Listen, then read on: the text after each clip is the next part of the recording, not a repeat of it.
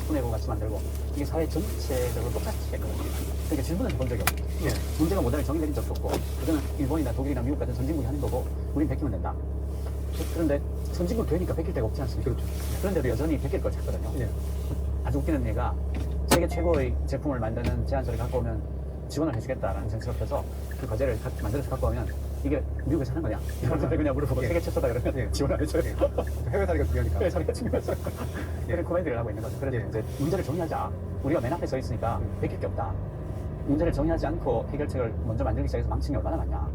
그런 문제의식에서 이제 녹색 포럼이라는 걸 만들었고요. 민주당에서 같이 해보자. 그래서 그때 등에 모두의 질문표를 하게 된 거죠. 제가 거기도 하나 질문 던지는 역할을 참여하긴 했는데 미디어에서 실제로 독서로 나왔잖아요. 또는 이제 녹색의 책으로. 원래 이제 외국 같으면 이게 입법 과정에서 하기도 하고 또는 다른 데서 하기도 하는데 이 기본적으로 이제 문제의식을 담는 게 이제 독서면 이걸 말씀처럼 이제 여러 가지 답들을 듣고 의견을 모아서 화이트페이퍼라고 백서를 만든다. 그렇습니다. 이게 이왕이면 이제 액션 플랜으로까지 이제 가잖아요. 그렇습니다. 근데 이게 하얘지지 아직 않은 것 같거든요. 이 녹색이. 되게 황당했던 게 하고 있는 중에 어떤 사람이 내란을 일으켰어요. 그렇긴 하죠. 원래 10개월 계획을 했던 건데 준비 끝나서 발표를 하려고 하는데 내란을 일으킨 거예요. 그래서 모든 게 엉켜버렸죠. 그래서 어떡하나 하다가 질문 모으는 것까지라도 해보자. 연습을 하자. 그렇게 합의를 하고 녹서까지 냈죠.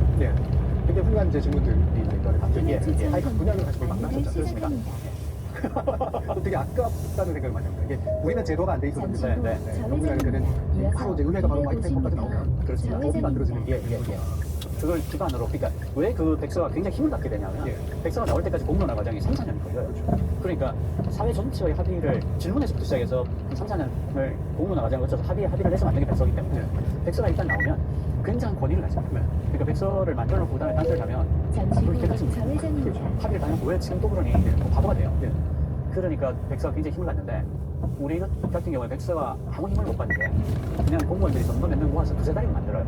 그래서 나오면 그때부터 사람들이 그걸 보고 이야기를 하기 시작한 거예요. 대체 어떤 인간이 이런 걸 했어요? 그때 처음 만난 거야. 처음 보는 거죠. 그래서 어떤 권위도 쓸 수 없어요. 그리고 심지어는 그게 공론화되는 걸 두려워해서 밀실 공청을 해버려요. 문 닫고 공청을 해버려요. 그래서 누가 막 밖에서 왜 우리를 빼고 공청을 하냐고 시위를 해서 공청을 중단되기도 그래서 필요가 많잖아요. 정말 너무 거꾸로죠. 그러니까 실제로 웹사이트에 보면 그린페이퍼에서 화이트페이퍼까지 가는 과정에 내가 참여를 안 했으면 사실은 내 이해관계를 투영시키지 못한 그렇습니다. 맞아요. 그러니까 참여를 했어야 되는 참여해야 되는 거예요. 손해죠. 그리고 화이트페이퍼가 나오면 이게 좀 있으면 이제 법도 만들어주고 이제 사회가 바뀌는 거니까. 화이트페이퍼가 나오면 다 합의한 거예요. 그 한국의 화이트페이퍼하고는 무게가 완전히 다른 거죠. 그걸 가지고 실행할 때는 굉장한 힘을 받고 가는 거예요. 그래서 앞에가 길어서 왜 저렇게 질질 하는 것 같이 보이지만 그렇게 마무리되면 따지면 여기가 시간이 더 빨라요. 그 아쉬운 그 순간들이긴 한데 그렇다고 해서 이 경험이 무의미한 경험은 당연히 아니니까 그 과정에서 되게 많은 걸 또 얻기도 하고 배우고 하셨을 것 같은데 그 아쉽게는 너무 아쉽고요. 몇 가지 점에서 의미를 있다고 생각을 하는 게 녹사라는 게 있다. 질문을 모아야 한다. 그리고 질문을 모아보니까 되게 좋은 게 많구나. 잠시 후 그 정도를 좌회전입니다. 알게 됐다는 이어서 게 250m 그리고 왼쪽 기록이 남아있으니까 도로입니다. 그걸 저희가 오픈소스로 공개했거든요. 깃허브에 모든 데이터를 저작권 CC 제로라고 해서 어떤 저작권도 주장하지 않는다. 그래서 이제 공개를 해놨으니까 그거는 없어지지 않을 거예요. 그래서 누군가가 이런 일을 하게 되면 맨 땅에 시작하는 게 아니라 한 이만큼 앞에 가서 시작할 수 있죠. 그런 점에서는 좋았다고 생각하고요. 두 번째로는 이게 광장에 에너지를 쏟아야 될 시점에 진행을 했기 때문에 힘을 많이 못 썼어요. 그러니까 이게 에너지가 분산될 수가 없으니까 저희가 이 캠페인을 세게 못 밀겠는 거예요. 그러니까 이게 막 지연이 되고 막 우여곡절이 많았잖아요. 그래서 이걸 에너지를 광장에서 여기로 가져오면 안 된다 하는 판단들이 있었죠. 저도 말을 못 하겠는 거예요. 지금 나도 광장 나가서 이러고 있는데. 그렇죠. 그래서 아쉬움이 많고요. 그 다음에는 그 공론화를 해봤어야 된다. 그 공론화라는 게 그 퍼실리테이터가 굉장히 중요합니다. 그러니까 잘 이끌어야 되거든요, 공론화를. 근데 한국에서는 공론화에 대한 오해가 있는데 여론조사하고 공론화를 구분하지 못해요. 그 공론화라는 건 기본적으로 참가하는 사람들이 토론할 주제에 관해서 충분한 지식을 갖고 있다는 걸 전제로 합니다. 그래서 공론하기 전에 충분한 자료를 봐주고 그 학습을 하게 해요. 근데 여론조사는 한 번도 그것에 대해서 고민한 적이 없고 신문에서 잠깐 제목 듣고 본 사람한테 어느 게 좋으냐 묻는단 말이에요. 심지어는 그걸 보고 이런 문제가 있었더라고요. 그렇죠. 근데 거기서 그냥 체크했다는 것만으로 여론이 이렇게 하고 가버린단 말이에요. 그거는 정말 옳지 않은 거거든요. 맞아요. 그렇게 되면 그 부수가 제일 많은 신문사들이 제목 반대로 만들어주는데 이건 여론이 아니죠. 공론도 아니고. 그래서 한국은 공론화를 해본 적이 없다. 혹은 한두 번 이벤트로 했다. 그게 어떤 당연한 과정이 되지 않고 있다. 그런 점에서는 많이 아쉽죠. 왜냐하면 이게 집단성의 힘을 끌어낼 수 있는 정말 훌륭한 경우거든요. 한국이 세계에서 집단성을 제일 잘 쓰는 나라잖아요. 누가 내랑 일으켜도 지하철도 손 하나 안 역입니다. 쓰고 응원봉 싹 들어서 감옥에 보내는 그 정도로 집단적인 훌륭한 사회인데 그게 분출할 수 있는 경로가 지금 없다. 이게 너무 아쉽죠. 그 감독에 관련된 이야기를 그래서 그리고 제가 보시게 되는 아, 네네. 이 뒷부분에서 첫 번째 의사의 피난이 그 전에 이런 뭔가 뭐 소송을 해봐야겠다라는 생각을 하시게 되는 우리가 뒤에 어떤 문제의식의 끝에서 이제 딱 하시게 되는 거죠. 그 앞단계까지는 어떤 것들이 제가 그 20년도에 독립 선진국이라는 책을 쓰면서 이제 사실 데뷔를 했습니다. 그 책을 쓰는데 10년 정도 걸렸어요. 시간이. 네네. 그러니까 그 제가 이제 사람이 나이가 30대 중반이 지나면 300m 대안이 없이 그런 것만 하면 안 된다고 저는 생각하면서 물론 말만 하는 사람들이 많아서 그런 그럴만한 말을 하면 안 된다. 이게 20대에 할 수 있지. 그러나 30대 중반이 넘었으면 대안이 없다고 그래서 이제 한국 사회에 갖고 있는 많은 문제를 들고 있는데 저는 충분히 생각이 성숙되지 않아서 경로를 다시 다 탐색합니다. 무시했어요. 그래서 그 분들을 계속 통일을 듣고 생각을 하고 3.5km 우리는 쓸수 있겠다는 생각을 가지고 이제 다 생각이 들었다. 그래서 그 제 책에 운동의 선진국이라는 책이 무슨 말이죠? 모든 챕터가 다 대안이 있습니다. 이렇게 해서 그래서 이제 그 제가 그동안 나왔던 사회의 어떤 문제들 경로 어리점이라든가 시대 착오라든가 혹은 그 문제를 정리하지 않은 것들이라든가 교육이라든가 그런 것들을 다 하나씩 짚어서 중요하다고 생각하는 문제들을 다 짚어서 정리를 하고 그게 왜 그렇게 됐는지를 설명을 하고 그래서 그걸 어떻게 풀면 되는지를 정리하고 해서 이제 내놓은 거죠. 그런데 다행히도 굉장히 공감을 많이 해주셔가지고 그 책이 베스트셀러가 되고 그래서 이제 김호선의 뉴스공장에서 제 글을 보고 불러주셨어요. 근데 공장장이 끝을 안 내는 거예요. 계속 듣자. 왜냐면 책이 한 권이니까 그래서 계속해서 사실 여러 번 나가게 되고 그러면서 이제 알려지게 되고 그 아마 많은 분들이 그전부터도 이제 물론 어느 정도 이렇게 말씀하신 거라는 것들에 대해서 사람들이 하시고 있었는데 확실히 이제 뭔가 이렇게 감동을 던져주신다라는 것이 주식에 바로 그 저서를 통해서 저도 사실 그만때쯤부터 주목하기 시작했기 때문에 근데 이게 처음에 솔직히 말하면 제가 그전부터도 이제 알긴 했었지만 그 제목을 보면서 되게 죄송한 말씀이지만 왜 이렇게 국뽕스러운 제목을 하셨지? 그러니까 이게 품에 깊이 있는 내용을 담을 텐데 잘 팔릴 것 같긴 한데 야 우리 그래서 야 이런 얘기를 하는 거 마시던가 하고 들여다봤더니 사실은 그게 문제정보 시기에 우리가 되게 그렇다 그 좋은 주식 평가라든가 이런 분위기 덕분에 또 잘 맞은 면이긴 하지만 우리가 이제는 더 이상 카페한데도 우리 스스로가 질문을 던져서 이제 우리 스스로가 답을 마련하야 된다라고 하는 문제의식 하에서 이제 만들어지고 그게 이제 그 영어 제목이 오히려 더 나을 텐데 영어 제목이 Already But Not Yet이거든요. 그렇죠. 그러니까 느닷없이 제목이라서 막히기 너무 많다. 이거 이 막힌 것들을 제대로 치우지 못하면 우리 오래 못 간다. 여기 오래 못 써 있는데 이런 의미로 쓴 거예요. 그 국뽕 이미지를 너무 많이 써요. 책을 안 읽은 분들이 막 욕을 하고. 지금 뭐 이렇게 잘나가셔서 그래 이렇게 느낌으로 받아들여질 수도 있으니까 근본적인 문제의식은 객관적으로 그렇게 있고 그러나 그것들을 감당하기에 아직도 너무 많은 문제들하고 하체 부실이나 그렇죠. 그런 거 아니죠. 그러면서 이제 아마 사회 전반 신경과 외환 관련도가 주시는 조금 더 그런 안에 담론에 관련된 그 경제식 그대로 문제를 정리합시다. 공론을 합시다. 시간을 정리합시다. 그 방식이 너무 많으니까 문제를 제대로 정리하고 거기에서 차근차근 답을 줍시다. 이런 역설했던 또한 현진국 책하고 그래를 그렇지 않은 일반적인 내용이거든요. 그 전까지는 제가 알기로는 IK에 통해서도 IK에서 올해 전문경에서 있었고 그 글도 주로 IK에 많지. 그래서 IK 업계에서는 좀 아는 외국에서는 그 전에는 한겨레에 계셨어요. 한겨레에서 기자였어요. 그리고 한겨레 지금 한겨레 많아요. 스무글이 좋던데 워낙 말라서 그리고 정말 이 시대에 맞는 지식인 사람이에요. 우리 그때는 워낙 말라가지고 지금 얼굴 이게 한겨레 신문 상담은 그 당시로서는 되게 중요한 매체처럼 하나만 보긴 했잖아요. 네네. 그때는 한겨레 신문이 생긴 지가 오래되지 않아서 그 적자를 내고 있었어요. 그래서 한겨레 21이 만약에 이 실험을 했는데 안 되면 신문사가 망할 수도 있는 거였어요. 그러니까 얘는 무조건 성공해야 되는 잡지였던 거예요. 그래서 제가 이제 책화 준비팀으로 먼저 들어갔는데 그때 넉 달 동안 하루에 3시간씩 자고 500m 그 준비 12시 포맷부터 방향 그 제작 공정까지 종이까지 싹 다 선택을 해놓은 상태가 됐습니다. 하루에 한 서너 시간, 3시간 잤어요. 석 달을. 그래서 그때 제가 창간호 낼 때 체중이 48kg까지 떨어졌고 그리고 초토부터 흑자를 크게 내면서 시작했죠. 그때 다른 주간지들이 다 가격 판매 판매율이 30% 언저리 있을 때 저희는 85% 부족합니다. 그래서 굉장히 센세이셔널을 했죠. 제 인생의 자랑이에요. 그건 충분히 자랑하실 만하다고 느끼는 게요. 지금 이제 다시 시사 잡지였던 영향력이 많이 줄었지만 그래도 고등학교 때 한겨레 창간을 처음 봤고 근데 제가 너무나 그 신선했던 게 기존의 신문에서 보지 못하던 이야기들을 한겨레에서 볼 수 있었던 게 너무 좋은 거예요. 그때요. 우리가 그때 신문으로 생각했던 게 뭐냐면 그때는 주간지가 커버가 대부분 한두 페이지. 그것도 신문에 썼던 걸 다시 쓰는 견제하는 수준이고 특집도 많아봐야 한두 개인데 그게 한두 페이지 수준이었어요. 저희가 이 적은 인력을 가지고 매주 4특집을 했습니다. 4특집을 한 그게 한 12페이지, 13페이지고 한 페이지에 원고지가 한 8장, 9장 들어가면 뭐 10장 들어가면 원고지 120페이지를 매주 써야 됩니다.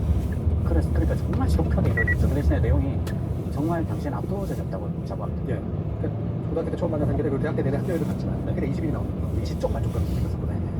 그러니까 설정하시는 그 의제 자체가 되게 필요한 의제고 그렇습니다. 남들이 안 들었던 의제. 그래서 그게 제가 대학원 쭉 다닐 때까지도 한겨레 21을 이제 내내 행복하는 그런 잡지였어요. 그거에 관여를 하셨습니다. 그러니까 월간지의 깊이와 일간지의 속도를 그렇죠. 가지고 있어야 된다가 제 목표였기 때문에 사람들 다 죽을 뻔했어요. 정말 잠 못 잤습니다. 그렇게 그런 이런 엣지 있는 것들을 이제 한겨레가 가지고 있었던 것이 이제 나중에 인터넷 시대가 오면서 어쩔 수 없이 이렇게 드물드물 약해지고 이럴 수밖에 없었던 게 많이 안타깝긴 한데 결국 떠나신 거잖아요. 한겨레에서. 예, 그때 이제 제가 이거 마치고 편집국을 복귀했는데 회사 전체가 계속 적자가 해결이 안 돼서 제가 이제 손을 들었어요. 나 이제 기자 안 하고 사업하겠다. 회사가 일단 돈을 벌어야 유지가 돼야 내가 여기를 계속 다닐 수 있을 거 아니냐. 그래서 가는데 안 놀았다. 근데 그때 놀랍게도 선배들이 안 맞았어요. 그때 이제 그 선배들도 다 기자, 해직 기자 출신들이니까 앞날이 창창한 젊은 기자를 이게 망칠 수 없다 해가지고 1년을 버티는 거예요. 선배들이 안 받아주고. 근데 계속 회사는 적자니까. 그래서 제가 그럼 조건 달지 않겠다, 조건 해달라고.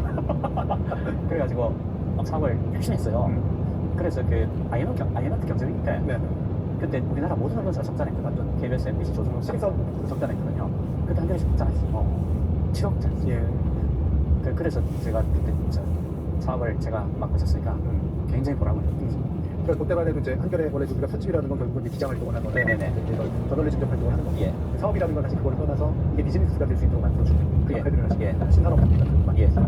그 과정에서 그래도 경제적 성과를 꽤 한겨레에게 주신 거기도 하고. 그때 제가 사업 맡고 있을 때는 적자냈습니다. 그럼 거기에 인터넷 시대 직전까지 그 일을 계속 주셨죠? 제가 2000년도에 옮겼는데 그때 이제 인터넷 업계 제가 93년도에 한겨레 21 때 한국에서 처음으로 인터넷 특집 기사를 길게 썼어요. 8개, 10년 이렇게 길게 썼는데 그때부터 이제 93년도부터 인터넷을 계속 보게 됐죠. 너무 재밌는 거예요. 그때 이제 해성같이 나타나는 매체가 미국의 와이어드 너무 재밌었거든요. 편집도 너무 이쁘고 내용 색깔 많이 쓰고 정말 별 세계의 매체가 됐어요. 그리고 계속 쭉 팔로우하고 그 신사업 할 때도 인터넷이 연결이 되고 그러고 있다가 이제 바깥에서 스카우트 요청을 왔어요. 여기 와서 포토를 만들어달라. 그래 안 그래도 이제 어떻게 했다 싶기도 하고 원래는 한겨레 신문에 뼈를 묻을 생각이었는데 세상도 많이 바뀌고 그리고 이쪽이 저하고도 너무 잘 맞고 너무 재밌는 거예요. 새로운 아이템이라. 그래서 이제 인터넷 업계로 옮겼죠. 2000년부터 지금까지 계속 IT 업계에서 일을 하고 있습니다. 그래서 이렇게 창업도 하시고 그다음에 전문 경영도 하시고 굉장히 긴 이력을 사실 거기서 보내시고 전문 경영 한 거는 다 성적이 되게 좋았는데요. 적자인 회사는 흑자로 돌리고 뭐 주가가 낮은 회사는 2배로 올리고 뭐 상장 주가로 해보고 그런 걸 했는데 제가 2번 창업했던 건 다 실패했어요. 근데 아이디어 자체는 되게 좋은 아이디어잖아요. 이게 사람마다 잘하는 게 따로 있긴 하더라고요. 저는 남의 일을 잘하는 남 돈 벌어주는 거 되게 잘하는 내가 이렇게 창업해가지고 같이 먹고 살게 만드는 게 쉽지는 않았던 것 같아요. 그래서 창업했을 때 나고생했고 전경영을 할 때는 다 정말 시도가 좋았고 지금 고향이 날 때는 왠지 박 회장님 커리어 자체가 우리나라의 프린세스일 것 같다 이런 말씀도 주셨는데 이렇게 진짜 우리 그 민주화 이후에 한겨레라는 게 사실 뭐 제가 81학번인데요. 뭐 8학번의 전형적인 궤도 같아요. 워낙 많이 바뀌었잖아요. 학생 때는 데모하다가 잠깐 장학도 먹고 나와서 이제 군대 갔다 와서 그래도 좀 올바른 일을 하자 하고 한겨레 신문 갔다가 그리고 이제 세상은 바뀌고 인터넷 시대가 오고 이제는 그러면 의무를 조금 내려놓고 이런 훌륭한 일을 해보자 하고 이제 등교회계로 갔고 거기서 열심히 일을 하다 보니 늙어버려서 이렇게 됐지 하고 이제 그러면 이제 내가 사회에 받은 게 많으니 돌려드리자. 그러면 이제 제가 배운 게 도둑질이라 글을 잘 쓰니까 글을 써서 세상에 기여를 하자. 그렇게 마음을 먹고 생각을 다듬어서 이제 내 생각이 숙성했다. 이제 쓰도 되겠다 해서 쓴 게 이제 눈덩어리죠. 이게 저는 사상의 힘을 되게 믿는 사람이고 그게 좋은 담론을 만든다고 하는 사람이긴 하지만 이 사상하면 또 특히 예전시대 80년대라는 이때 사상이라는 건 너무 좀 절박해서 너무 경직될 수도 있었던 사상이잖아요. 정말 절박했죠. 그 경험이 어쨌든 굉장히 중요한 인생에 영향을 미치는 것 같고 그리고 그러면서도 나름대로 유연하게 또 새로운 시대에 맞는 어떤 사상적 체계들을 계속 만들어보고 생각해보려고 노력하시고 그러신 것 같아요. 그러니까 그 82학번이 어떤 세대냐면 제가 고등학교 때까지는 아주 모범생 말 잘 듣는 제일 그런 사람이었어요. 그래서 박정희 정부의 그러니까 80년도에 광주에서 그런 싸움이 일어났을 때 공중파 TV에서 이런 유언비어가 돈다고 내보낸 적이 있어요. 뭐 본인이 사람을 죽인다, 네. 뭐 대검으로 찔러 죽인다, 뭐 이런 루머가 도는데 믿지 마라, 이런 유언비어가 돈다 믿지 말라고 방송을 했어요. 제가 그때 이제 고등학생으로서 도대체 어떤 사람이 저런 미친 말을 하나, 그죠. 네. 저걸 누가 믿나? 네. 세상에 어떻게 그런 일이 저걸 왜 방송에서 하지? 저걸 방송에 저런 걸 방송할 가치가 있나? 그랬어요. 그리고 학교에 와보니까 그게 정말 사실이었던 거죠. 그러니까 저는 인생이 완전히 속고 살았던 거였어요. 완전히 속았던 거죠. 그래서 제가 받았던 충격이 이루 말할 수가 없어요.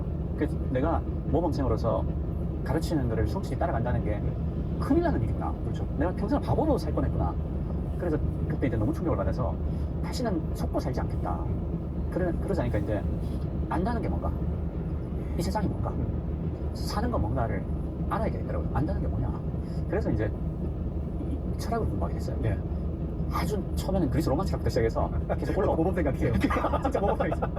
다시는 속지 않겠다. 예. 그래서 이제 아니, 원리부터 공부하는 거 아니에요? 아주 바닥부터 그리스 로마부터 시작해서 쭉 올라와서 이제 그 뭐 데카르트, 칸트, 헤겔, 하이데거, 그다음에 후설의 현상학, 그리고 뭐 그 언어 철학, 그다음 프랑크푸르트 학파. 예. 그러다가 이제 쭉 있다가 마지막에 사르트르의 존재함물을 읽었어요. 네. 그러니까 대학교 4년 내내 수업은 거의 안 들어갔고요. 철학, 사회학, 경제학 예. 공부하고 그다음에 그 고전 소설들 많이 읽고. 그러니까 그냥 그래 하루 종일 책 읽다가 밖에서 엥 소리 들리면 나가서 대모하고 그리고 또 들어와서 책 읽고 그런 생활을 4년 내내 했는데 그 존재함물까지 읽고 나니까 아 여기까지인가 하는 생각이 들더라고요. 그러니까 그 존재함과 아주 짧게 설명을 드리면 그 모든 존재들이 의미를 가지고 나온다. 그냥 네. 망치는 못을 박는 용도고 혹은 나무를 써는 용도고. 근데 인간은 자기가 의미를 정하는 존재다. 그 존재 앞에 어떤 상nom적인 의미라는 게 없는 존재다. 네. 라고 하는데 그게 굉장히 명징한 그 논리적 체계를 가지고 이만큼 뒀잖아요. 소설이 되고 그러니까 그 논리적인 추론의 즐거움이라는 게 있어요. 칸트의 순수이성 비판도 정말 정밀한 논리를 하나씩 쌓으면서 이야기를 전개하잖아요. 해결은 조금 허무하지. 그 하이데거도 그렇고. 그런데 정말 정치한 논리의 끝이라고 해야 되나? 굉장히 그런 소설인데. 그리고 실천까지도 돼요. 네네. 그래서 제가 이제 그때 느낀 게 여기에서 더 나가지면 어렵겠다. 예. 그 얘기 어떤 느낌을 받았냐면 그 물리에서 보면 빅뱅에서 우주를 얘기하잖아요. 네. 그럼 우리가 자연스럽게 묻게 되는 질문이 우주 바깥에는 뭐가 있는데라는 질문을 하잖아요. 근데 사실은 시간과 공간이라는 게 우주의 개념이기 때문에 그 안에 바깥에 어떤 공간이 있는데 우리가 그밖에 없는 거죠. 세계 한계 더 예, 사고요. 양자의 중첩을 우리가 죽어도 이해 못하는 것과 마찬가지로 공간의 바깥이란 말이 성립하지 않는다는 우리 이해를 못하잖아요. 그것과 같은 것 같다. 인간이 존재의 이전에 혹은 존재의 이전의 의미라든 그 영원히 알 방법은 없을 것 같다. 예. 라고 판단하게 됐어요. 그 오랜 생각에. 그래서 이제 남은 게 그런 걸까? 나는 여기까지지만 누군가가 밝혀낼 수도 있잖아요. 그러니까 그 제일 바닥에 하나의 원리가 여전히 남아있을 수 있어요. 네. 남의 사고의 자유를 빼앗을 권리는 누구에게도 없다. 그래서 저는 그 원리로 출발해서 하나씩 쌓아 나갈 수 있겠다는 생각이 들더라고요. 그러니까 누구도 남의 사고의 자유를 빼앗을 권리가 없다. 그러면 거기서부터 굉장히 많은 게 만들어질 수 있거든요. 예. 그 사고의 자유를 빼앗을 수 없으면 인간의 기본권이라는 게 생기는 거고 그것을 여전히 그 공간을 열어놔서 언젠가 누군가 압도적인 사상을 가지고 이걸 다 해결할 수 있는 거잖아요. 이 의미를 나타낼 수 있고 그 공간을 열어놔야 되는 거죠. 그래서 이제 그 정도의 그 중칙을 가지고도 인생을 살 수 있겠다. 예. 이 정도면 내 토대는 마련이 된 것 같아요. 네네네. 그래서 이제 그러고 살고 있는 거죠. 그 뒤로는 그러면 이제 책을 읽으면 정말 철학이나 사상의 어떤 흐름을 쫓아가면서 내 뭔가를 이제 채워나가기보다는 이제 거기까지 얻었던 것들을 가지고 그게 제 생각이 일반이었던 것 같고요. 그게 이번 책들에서 그것보다 더 진도를 뽑아주지 않은 책은 아직 못 만난 거예요. 예. 그게 이제 뭐 들레즈니 뭐 이런 프락스트락 책들도 있지만 저는 그게 더 나갔다는 느낌이 1g도 없어요. 그냥 동호 반복을 하거나 혹은 앞에 생각보다 더 후퇴한 느낌이 있거나 네. 혹은 그 밑에를 지운 다음에 밑에를 안 보이게 이렇게 뭐 천으로 가린 다음에 예. 그 위에서 무슨 얘기를 하는 예. 그런 느낌을 많이 받았어요. 좀 다가 어렵게 들릴 수 있게 말씀하셨지만 왜 뜬구름 잡는 것 같다라고 하는 말로도 예, 얘기하셨잖아요. 그래서 좀 그분들 기분 나빠서 이게 일반 보스턴 그룹이나 보스턴 철학들이 이제 느껴지게 만들게 하는 그런 방식이니까. 예, 그분들 기분 나빠서 예. 그런 사상의 이런 편견을 가지고 아까 말씀하신 그런 사회적인 예. 지금 예쁘 같은 분이 오늘 본 의자분이가 엔딩에 젠스 왕이 닮았다고. 촬영하겠습니다. 이게 또 이제 그 지금의 가장 추천단의 종이라고 부를 수 있는 인공지능과 또 그에 연계된 사실은 많은 분들은 혼란을 겪고 계실 테고 사제의 어떤 산업의 업력에 대해서 어떻게 모든 해보려고 하는데 이게 도대체 어떻게 움직이고 어디를 가는 건지 잘 모른 채 막 앞이 뛰어가는 그런 양상의 없이도 가까운데 그래도 그 와중에도 이제 서가지고 그래도 이런 거야라고 말해주는 몇 분 중에 한 분이시란 말이에요. 예. 잠시 후 그게 근데 뭐 애초에 원래 이제 전공도 그쪽은 아니셨고 뭐 IT 계통을 쭉 오시긴 했습니다만 사실 저는 인공지능이라고 하는 거에 대해서 기술적으로 이런 것들이 어떤 의미에서 만들어지는 거야라고 얘기할 수 있을지언정 이게 문명론적으로 어떤 의미야라고 말하는 것도 별개의 문제라는 생각이 들긴 하죠. 별개의 사유의 영역이 돼야 된다는 생각을 하고 뭐 그런 면에서 이제 얘기해 주시고 싶은 부분이 좀 여러 가지가 있다라고 느끼긴 합니다. 지금 이 시점을 의장님은 어떤 관점에서 보고 계세요? 그 사람들이 지금 기억을 못하는 게 있는데요. 제 운동의 전진국 21년도에 나왔거든요. 그때 챕터 2개가 이제 그게 AI의 시대라는 챕터가 있었고 AI 시대의 교육이라는 챕터가 있어요. 그때 이제 21년도에 AI가 나타나면 이런 위험이 생긴다. 그러니까 지금까지의 산업혁명이 전부 다 인간의 노동을 대신하는 대체하는 거였다면 지금 나오는 AI는 인간의 정신을 대체한다. 그러니까 그 전에 있었던 어떤 산업혁명과도 다르다. 드림테크 심각하고 산업단지 방면 치명적이 될 거다라고 제가 그 경고를 하는 게 21년도 있었죠. 그리고 23년 11월 30일에 챗GPT가 나온 거예요. 근데 그게 제가 생각했던 것보다 훨씬 더 높은 성능이었어요. 그때 첫 느낌이 큰일 났다. 300m 큰일 났다. 드림테크 인류가 지금 산업단지 방면 거의 준비를 하지 않고 있는데 예, 정말 준비 없이 차로를 이런 걸 만져도 이용하세요. 되는가? 얘가 어떤 의미라는 거를 사람들이 잘 모를 텐데. 그래서 제가 이제 김호중 공장장한테 연락을 했어요. 이거 내가 좀 알리고 싶다. 설명하고 싶다. 그래서 잠시 이제 후 나가서 좌회전입니다. 이게 어떤 맥락이 어떻고 경우에 따라 얼마나 위험해질 수 있고 사회를 어떻게 바꿀 거고 그 얘기를 했는데 공장장이 이게 굉장히 빠르잖아요. 자기가 들어봐도 이게 뭔가 굉장히 큰일이 난 것 같은 거예요. 그래서 또 저를 안 놔주는 거예요. 그래서 한 달 내내 붙잡혀갔어요. 근데 그때가 AI의 캄브리아기였어요. 한 달에 논문이 2,000개가 나오는. 그래서 그때 그 한 달을 제가 고3 때처럼 공부를 해야 됐어요. 막 쏟아져 나오는 논문을 계속 봐야 되니까 고3 때처럼 하루 종일 논문을 읽었어요. 그래서 그때 수요일이 녹화니까 일요일 날 원고를 보내고 월요일 오전에 수정하고 월요일 오후에 수정하고 화요일 오전에 수정하고 수요일 오전에 또 수정하고 그러니까 원고가 일주일에 한 번 나가지만 실제로는 5번 쓴 거예요. 그렇게 한 달을 고3처럼 살고 나니까 죽을 지경이 된 거예요. 몸이 벌써 늙은데 은퇴한 사람인데 그래서 이제 사정을 하고 한 달을 만에 끝냈죠. 그리고 이제 그 뒤로 그 공부를 더 많이 해서 정리를 해서 이제 책으로 낸 게 박형의 AI 강의였는데 그것도 고맙게도 베스트셀러가 됐어요. 근데 이제 그때 그 책을 쓴 이유가 이게 뭔지를 알아야 된다. 사람들한테 알려드리고 싶다라고 쓴 거니까 그렇게 써놓고 우리 학교에 가서 강의하는데 모든 게 될 수가 없잖아요. 그래서 500m 중학교, 고등학교 뭐 목적지가 선생님들, 있습니다. 시민단체 이렇게 그런 데로 가서 강의를 하니까 굉장히 힘들었죠. 그래서 그런 말씀을 들으면서 제가 느끼는 게 아까 노동우리 선수도 마찬가지고 지금 AI가 하는 것처럼 300m 제가 목적지가 양장단을 있습니다. 시대마다 바뀌어가면서 언제나 그 시대의 전문가인 것처럼 약팔 다니시는 분들이 제가 많이 봐서 그러니까 방송이 그거에서 노원하기가 되게 좋은 대책이기 때문에 저는 방송이 잘하려면 약장사와 그렇지 않은 사람을 구별해 주는 게 되게 중요하다. 그게 자신의 책무다. 그렇다고 생각합니다. 그리고 나와서 얘기해 주시는 그분은 그러니까 다른 사람들이 그걸 보면 신뢰할 수 있는 인물이어야 된다. 그 앞단계까지가 되게 미디어 역할이라고 느껴요. 근데 안 그런 경우도 너무 많이 있어요. 저도 그런 말 들으면 찜찜한데요. 저는 이제 그래서 아는 것만 얘기해야 된다를 되게 경계하고 있기 때문에 그래도 잠시 거기다 후 제가 목적지가 있습니다. 실험 못하겠지 모르는 얘기를 할까봐 굉장히 두려워하죠. 그런 자세가 약장사가 아니신 게 중요합니다. 약장사들은 절대로 그런 생각이 없지 않습니다. 근데 저도 몰라서 거짓말 할 때가 있으니까요. 자기도 모르겠고요. 무섭죠. 그러니까 그런 책임감을 느끼시면서도 하시기 때문에 사실 어렵다고 표현을 했습니다. 너무 어렵습니다. 그러니까 이게 되게 심각하게 바뀌는 거예요. 내가 이렇게 공부하면서 본 게 있어서 얘기해줘야 된다고 생각해서 얘기하는 거죠. 이쪽이 되게 어려운 게요. 그냥 딥식이 뭐 R1을 내놨다. 그럼 거기에 새로운 엔지니어 기법이 되게 많이 들어가 있어요. 근데 저는 엔지니어가 아니잖아요. 그 논문을 끌어안고 그 새로운 기법들을 이해하는데 머리가 쥐가 나요. 그렇죠. 그리고 이제 주변에 다행히 후배들 AI 과학자들이 많으니까 제가 정리한 거를 친구들한테 물어보고 맞냐, 내가 막 이해한 거냐. 그렇게 이제 검증하는 필터가 있으니까 조금 낫긴 하죠. 그렇게 이제 크로스를 하시는 거고. 근데 이게 또 엔지니어들은 한계가 자기의 작동성에 계속 관심을 갖기 때문에 그게 어디하고 연결돼서 무슨 의미를 갖는지는 또 상대적으로 굉장히 약하단 말이에요. 되게 설명을 어렵게 하죠. 그렇죠. 다른 거 아니었어? 뭐 이러면서 얘기하는 것도 되게 많아요. 설명을 들으면 더 힘겨워지죠. 이게 적절한, 아까 퍼실리테이터라는 표현을 쓰셨습니다. 저는 적절한 이제 이런 중재자, 인터미디어리라고 표현하는 그냥 지식의 이런 인터미디어리가 되게 중요하다라고 생각을 하고 그 역할을 잘해주시는 분들이 지속적으로 배출돼야 된다. 그리고 그게 미디어가 가지는 사회적 기능이 굉장히 중요한 측면이다. 이렇게 생각을 하거든요. 저도 그렇게 생각하고 이런 얘기들을 해주시면서 어떤 얘기를 반드시 좀 전달하고 싶으세요? AI. 그러니까 이게 전기를 인류가 쓰기 시작했을 때하고 맞먹는다. 혹은 전기기관이 만들어졌을 때